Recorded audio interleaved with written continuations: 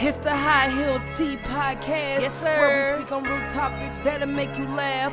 Looking good, smelling good, that's a boss chick. Yeah. 6-inch heel, show you how to walk slick. Hey. High Heel Tea with Crystal Lee and Ree Podcast. Hey. High Heel Tea with Crystal Lee and Ree Podcast. Hey. High Heel Tea with Crystal Lee and Ree Podcast. Hey. And it's the podcast, and it's the High Heel. Yo, Mike Woods here with the High Heels Podcast. Crystal and Reese, shout out to y'all. Hey, welcome back to the High Heels and Tea Podcast. I'm Crystal Lee. This is Rihanna. And y'all, today we are joined by Mike Woods. The Woods in the house. Okay. How you feeling, Mike? I feel good. I feel blessed. I'm happy to be here with y'all. Okay, I'm going to ask you the same reason why you happy to be here with us. Well, this is a beautiful Sunday morning. We alive, we well, we healthy. And I'm with beautiful women, so can't go wrong. Hey, there you go. Okay, it's the second time we heard that today. Easy. Okay, before we kick off into the episode, can you share with the viewers, with the listeners, a little bit more background on who you are? Yeah, so my name is Michael Woods. I am the co-founder and president of Dream Builders for Equity. Our work is really about transforming the underserved communities, especially in North St. Louis City. We do that by hiring young people ages 16 to 24 and then pairing them with minority contractors to complete rehab. So the youth are being paid between $15 and $20 an hour while they work with us. But the most important thing is they get equity in these houses. So they get some ownership. They get paid when we get paid. That allows them to feel like true bosses. We do that in multiple ways. So they also publish books, so they get 100% ownership of those books. And then we also have House of Vision, which is a retail store where the students are able to not only work there, but also create their own products and sell it directly to consumers. That's so dope. So if you've really been watching the High Heels and Tea Podcast, you might be a little familiar with Mike and his story because we got the chance to see you at the Greatest Year Ever event. Shout out to Karan, man. Shout out to Karan. Got a good glimpse of it, and we were so impressed with everything you shared, your mission, your story. We was like, yeah, we got to have him on for a full episode. For sure. Yeah, my first question is like, okay, kids. How is your interaction with that? Do you get like the scared straight kids, or like what is the nature of the kids that you work with? So it's a full gamut. We got young people from all different backgrounds. We serve 90% Black folks and probably 10% Latinx, but it's majority young Black men and women. And I love it. I mean, this is the age that I connect with the most. I still remember high school very much. Like, that's still somewhat of the reality that I can live in. So when I'm engaging with the students, I feel like I'm the perfect person to be able to talk to them. From whether it's sports, whether it's academics, whether it's like being dumb and getting in trouble. I got expelled from school. Had to go to alternative school in Chicago to be able to graduate. So I can kind of talk all of that language with our young people. And we have super intelligent kids that have great ambition. And that's the same thing with me. Like, I was extremely ambitious early on and young. And if I had the opportunities to, if I knew that there was other opportunities outside of trying to hustle or trying to do it that way, I would have definitely leaned into that. Yeah. But you got to present those opportunities. You got to give young people exposure and opportunity. So that's really what Dream Builders is all about. That's dope. Man, I just keep on saying this. Yeah, I mean, it's really awesome. I'm just so stunned. You know, I have kids of my own. I don't have nothing against kids, but I'm one of those people that's like, fuck them kids. I could never be a teacher. You know what I'm saying? I can't deal with other people's kids and potentially, like, you know, the nature of them. But I understand what you're saying. So I don't want to sound so harsh. I do give kids grace because we all got our own backgrounds, you know what I'm saying? So we kind of understand a little bit more to why they may act out the way they do or talk the way they do or whatever. But still, I still got that whole nature in me. Yeah, you know? I get that. I get that. I have to squirt over there. I think it's, look, they bucking back now. Yeah, they like, sit down, you little. So how bad was you to go to Chicago for alternative school? So are you from here? Or I'm from St. Louis. Yeah, I'm from St. Louis. Sit down to your uncle's house in Chicago. Man, that's right now. Send him away. What is that? He got to get away from the loop. Yeah, no, that's funny. Prince of Bel-Air. Fresh Prince of Bel-Air. You said the Uncle House. That's what made me say that. I know. But no, so no, I don't think I was bad. I think I was ambitious. I was a straight A student. I won state in basketball, all conference point guard. Like I think I was doing everything right.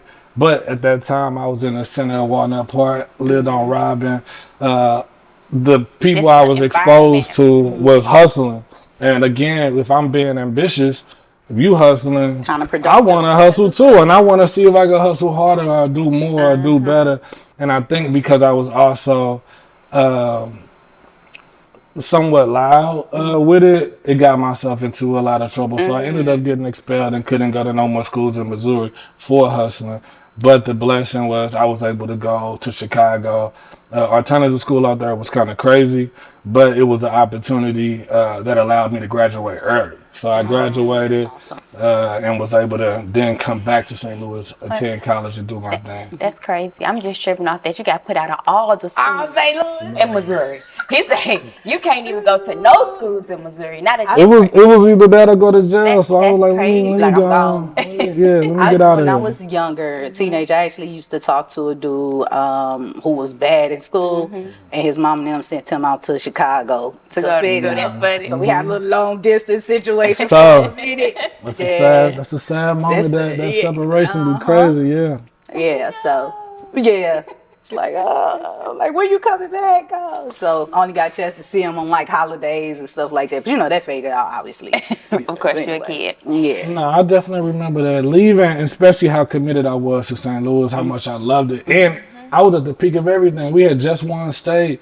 What school? This is at Lutheran North. I transferred from Review Garden. Shout out to all my Review folks, especially Moline folks. But then going to Lutheran North and being able to win state, I'm excelling in every way that you can excel and getting money in the loop. So He was getting when money. you go Versatile. when you go to Chicago and you missing all of that, you don't got none of you don't get to do no more basketball. You don't get to have no more opportunities for scholarships. All of that is on. Man, I was so sad. I was in there, but I knew also in that moment that I was going to be able to use that story and kind of going back Choices and to decisions. That's awesome. that's facts, man. And going back to what you was just talking about with the young people, that's why I feel so connected to them. That was like a trauma moment. So you kind of get stuck in those traumas. And now I'm able to talk to the young people whenever I see them doing the dumb stuff that I did or going down the wrong path. I'm able to actually have real conversations with them and tell them, not only that, a lot of times people can't sympathize with people. I can actually empathize in those cases and say, hey, I remember when that happened to me. This is what I did to overcome it. Yeah. And I think that builds a strong bond. And that's with the entire Drake Brothers family. Like, we got some amazing, all of the adults that's surrounded in this organization are all cold entrepreneurs that got real lived experiences that's super successful. So the students get to see themselves in us, and we get to see ourselves in them too. That's awesome. So, and I know get to your questions. When for me, I'm a teen mom, so I was.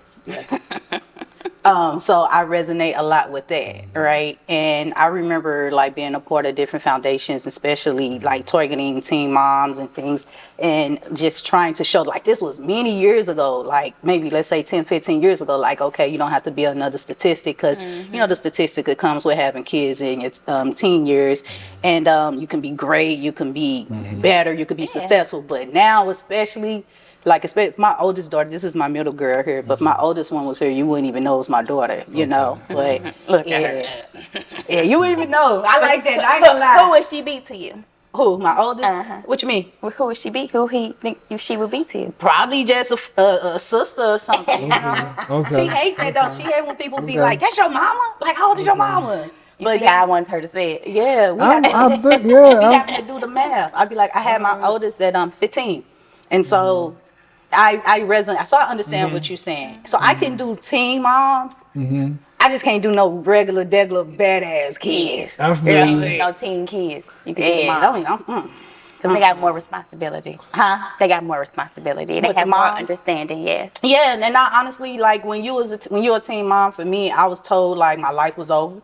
I was told, I had to drop out. I didn't actually graduate from high school with a 4.0 GPA. I was the captain of the track team with the college. Like, I did everything that everyone said you couldn't do. I did that and more, and so a lot of And look times, at you now. right? And a lot of times I feel like kind of with what you provided is representation, for that environment. Like when you are surrounded, whether it's your family, your neighborhood, your environment, whatever, and you don't have any representation that's aside from what you see. That's all you think That's all you know. That's it. And I'm gonna get back to you, but I remember when I was having my daughter, it was the nurse that was there to take care of me in the hospital. She was like, I heard you was 15. I was like, yeah. And I was so used to getting beat down that I thought she was about to, kind of beat me down. She was like, I'm gonna let you know now. She was like, don't let this keep you down. She was like, get back up. She was like, you're gonna be somebody. You're gonna be successful. And I for the life of me, I don't know who she was, but I was like, thank you. That was just God. That was God reminding you that you that bitch. Yeah, I had to be there. I had to out for everybody. I was like, yeah, You were like, fuck you. You get gave away from me. Could you tell that was gonna be a moment that changed your life and for the better? Like, was that ever like a moment when it was pivoting moment? Is probably perfect. For me, it was. So for me, I kind of. Okay, so for me then it was like I was alienated a lot, right? Like my friends, their mom didn't want them playing with me or having friendships with me because they felt I wasn't fast. I just was fucking. But didn't know. But no, your daughter fucking too. Look, you don't know your daughter fucking like me. I just didn't know. But no, I just kept the baby. But no, it alienated me. Family, everybody just alienated me to where I just felt like all I had was me. So I didn't depend on no one. I never sat around and be like, Auntie, can you watch my daughter? Can you? I just went the extra mile. So I'm still like that today. Like I always go the extra mile, but I don't operate in the same mindset at all. You know what I mean? Like I don't operate out of like survival. For sure. But that's the mode that it put me in. And I can't tell you what was the defining moment. I don't know. Everything. Yeah, so like the experiences you had to be independent and you continue to have those experiences. It's gonna make you super strong for sure. 100%. But within that space, this is what's been in my brain. At what point in your life did you envision Dream Builders? Because I'm pretty sure that was. We got sent to Chicago. Man, I won't say the Dream Builders came then, but I knew in that moment though. I knew that moment when I'm like, man, I believe that I was a solid dude, a good dude with a good heart. So I never really believed that I should be punished or harmed. So whenever it happened, I'm like, man, something good is going to come from this. I don't know what it is, but this is going to set me up to be able to use this story to impact the lives of other people. But when we talk about the vision of Dream Builders, it was myself and Neil Richardson, the other co-founder of the organization. We both was just on fire, like in our lives, in our personal lives. His business life, my business life. I think at that time I had published 4 books. I had a small portfolio of real estate properties. I had a partnership with the gym where I was running my personal training company. I had created with my other homie, Erg, a community organizing group called Connected St. Louis. I got a question about that. Yep. And so me and Neil was like, how do we give this stuff back to young people? And Neil was working at US Bank, CDC, killing it, getting promotion after promotion. He also had a small portfolio of real estate properties. And we wanted to give all of our lived experiences to young people. Like we wanted them to be able to do the same things we do, but without having to bump their heads as much as we did. So it was really just us growing and scaling as human beings, and then saying how do we make more of us, or how do we give people opportunities to do things similar to us. That is dope. I know you said you got a question. Yeah. Okay, with the Connected, how do you become a part of that Connected organization? For sure. Well, me, man, you come straight to me. We have figured it out. We trying to grow that family as much as we can, and Connected is really about supporting Black-owned businesses. So we identify all of the black-owned businesses, especially if you got brick and mortar, and we try to bring out 40 to 100 people and encourage them all to patronize that space within an hour or 2 hours. So you get an influx of cash in 2 hours. You get as much media attention as we can possibly provide, connect y'all with different resources, and then we out of there. And then hopefully those relationships continue to build and you continue to get more and more people to visit. So we ask them to do nothing. We do all of the lifting, come into that space, and then pollute it with dollars. That's awesome. That's awesome. Sure. That's definitely awesome. Man, look. In my head, I'm just like, I need to put a vendor event together with Rick Shoe retail let's go. business and just have us all come. Let's go. I Spend them dollars. Yeah. I do got to suck it in, 100%. And we can just So something that stood out with what you were saying, as you continue to grow, you really got the chance to kind of like pipeline all these different avenues, and you did them through partnerships. How is that like working with different people from a partnership standpoint? For sure. I mean, that's my preferred way of interacting with people, like especially business wise. So we have a unique model with Dream Builders.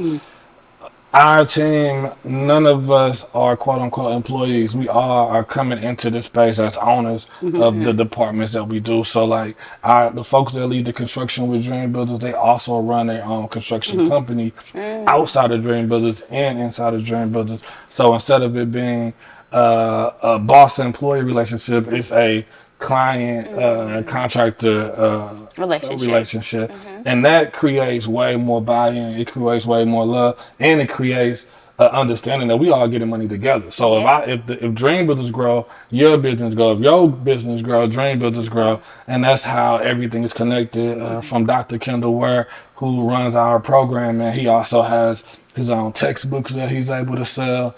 Nikki, who runs our operations and development, so she does fundraising for Dream Builders, but also does fundraising for other entities outside of Dream Builders as well. We're just leveraging our skills and leveraging Dream Builders to also enhance our personal businesses. A lot of times when you work somewhere, they only care about how much money you making them. That's all they thinking about. They don't give you any opportunities to create generational wealth for yourself and your family. And this model is about how do we allow all the individuals that's connected to making this impact, how do we also scale and grow our personal brands, and how do we leverage the Dream Builders credibility to add to our credibility, because we're the one doing the work. That is dope. It's like basically you guys are taking your essential tools that you already have within your space, and you're coming together and collabing and creating a more powerful mainstream pipeline that we need. There we go. That's how it should be, man. That's how it should be. She summed it up. She summed your 3 minutes up. That was good. That was clean. That was clean. That's clean. For sure. Like, this what we doing. No, go. She's gonna be like, so technically you just want an egg sandwich with cheese. Look, efficient. With That a was jelly on it. efficient. That was efficient right there. That's efficient. Yeah, egg with cheese. That's all I There wanted. you go. That's all I wanted. That's super dope. Super awesome. I know you mentioned that you're an author. You have 4 books down. What's the next step for that? Are you planning to write more books? And what were your previous books about? So thank you for that. Yeah, I think the book piece is a very important piece. That's what allowed me to pivot into this space. The first book I ever published was called "I Would Never Kill a Black Man," and this is me coming from somewhat being in the streets and being considered tough and doing all of the crazy That's the stuff. alternative school in Chicago. Yeah, when I announced that book and was able to say that title, it gave me an opportunity to change whatever perspective or perspective people had about me, or perception people had about me, and I think that's super powerful. So again, going into the next stages of my life, I have another book that I'm working on. It's called Completionist. It's the opposite of perfectionist. I really believe in getting things done. I think if you get things done, you get more opportunities to make it perfect. A lot of times people get caught in the making it perfect and they never start or they never do the thing. So a lot of my success, I believe, is built from, hey, I just go out there, I jump and I do it. And then as I'm doing it, I'm so persistent and consistent that I'm allowed to make it better. You're going to learn so much along the way, add to it, and perfect it from there. Yeah. And that's And exactly build. what I'm hoping to capture on paper. Along with capturing that on paper, we're also working as a team to create the blueprint for Dream Builders. We're getting a lot of growth within the organization, raising a lot more money, making a lot more money. And now we're trying to figure out how do we go to different cities and different states? How do we scale it and make it a real Fortune 500 Yes. company?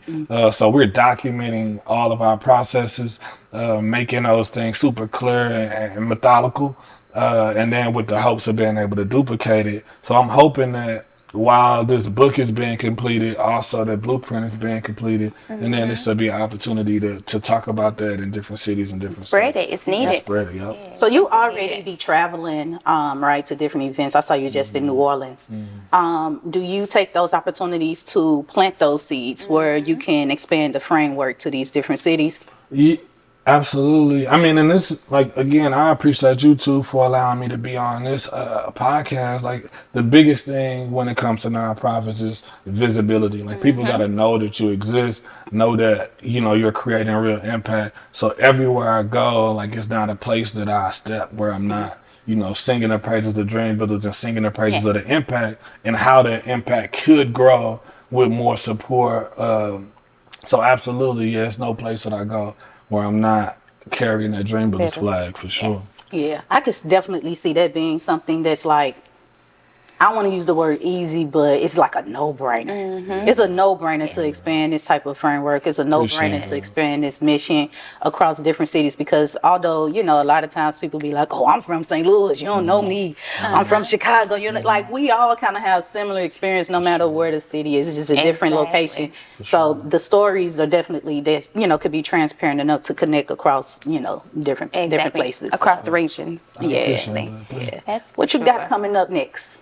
Coming up next, so we have a book signing, man. Our students just published 2 new books, and we're going to have a book signing January the 4th at our headquarters. Yeah. That's my birthday. Oh, January 4th, Capricorn. I'm a Capricorn. January 7th. We gang. Terry a Capricorn too. Yeah, Capricorn. Hey, we run stuff. When yours? Hey.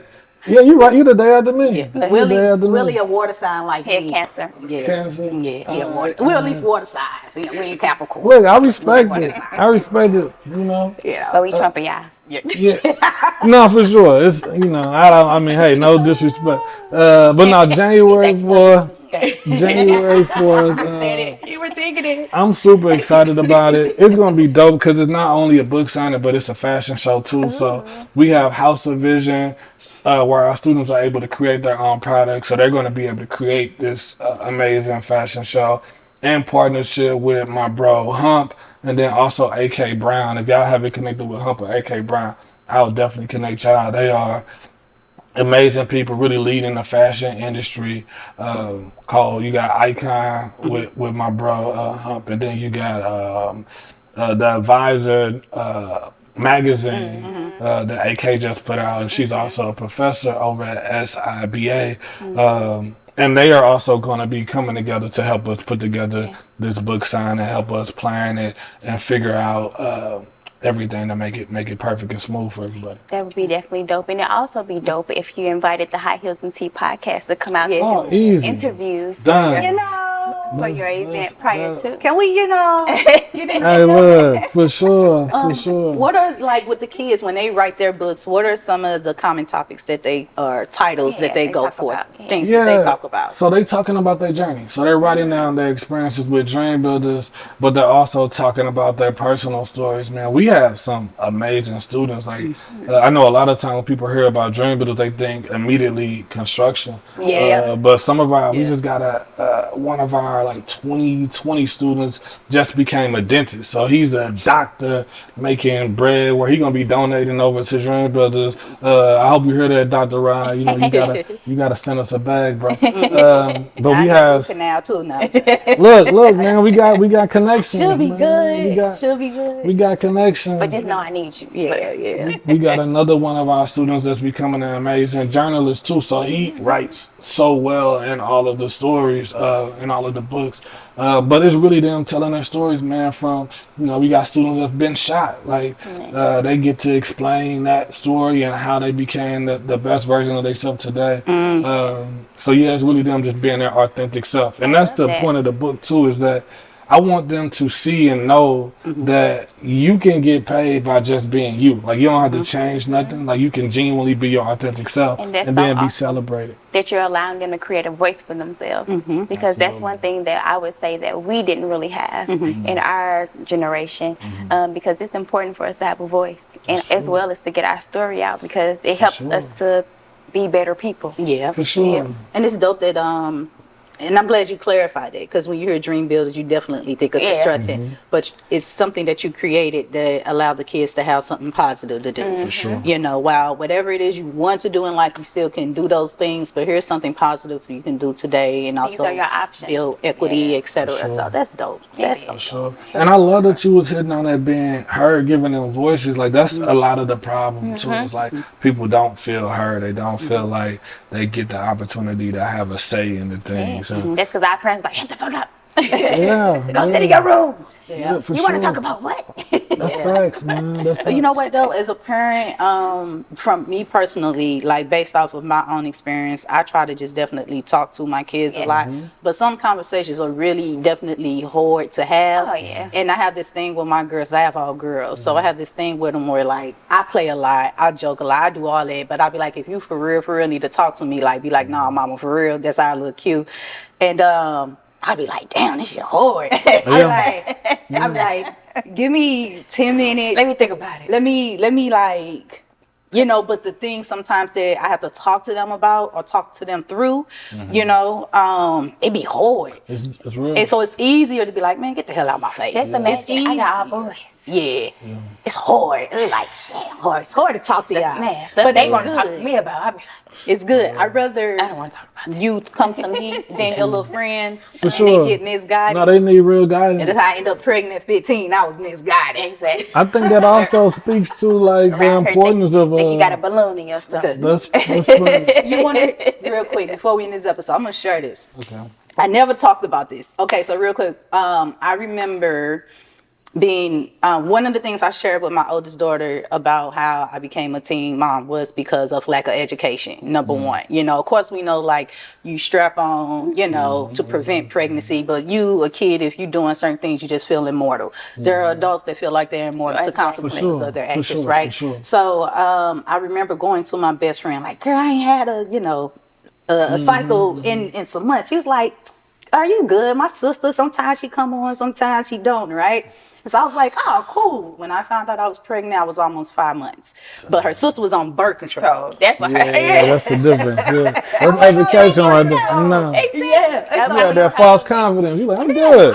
Look, stomach just growing and growing. Like, this is what happened. People in the neighborhood like, Krista, you pregnant? Like, nah, I was running track and field. I just like to eat. I just like to eat a lot. I'm like, yeah, it's just like this when I eat pickles. That's funny. So, yeah, unfortunately. So that was as a parent, that was my biggest thing. I always educate my girls. I always talk to them. I talk to anybody, but I definitely think that if you be real transparent and stop talking at them and talk to them, you can connect with them for sure. Conversations are needed. So before we end this episode, it's been real dope learning so much more about you. You got a lot going on. Man, I appreciate that. Super dope. You got kids yourself? No kids, no kids. Oh, that's why you like kids. That's why I can. Yeah, that's probably why I can do this. That's probably why I can do this. Kids, you gonna be like, I'm good, huh? you gonna be like, hey, buy me out. Buy me out of this. So do you want kids? I don't have the desire in this moment, but I think that's because I'm also single. So if I met the right person, maybe I get. But right now, I don't even play with the words. I don't even like. So no, it's the answer. Yeah, But all the ladies, It's a hard no. it's a hard no. Come with your tubes tied already. Get it fixed. Get fixed. That's funny. That's funny. Okay, before we end this episode, though, can you share again with the listeners, the viewers, where they can connect with you and everything under your umbrella? Yes, every social media platform is Dream Builders for Equity. And as far as connected with me, it's Michael Woods 50 on Instagram, Michael Woods on Facebook. Awesome. Well, thank you again for joining us. Man, this is dope. Appreciate you. Yes, and thank y'all for listening to the High Heels and Tea podcast. For sure. Yeah.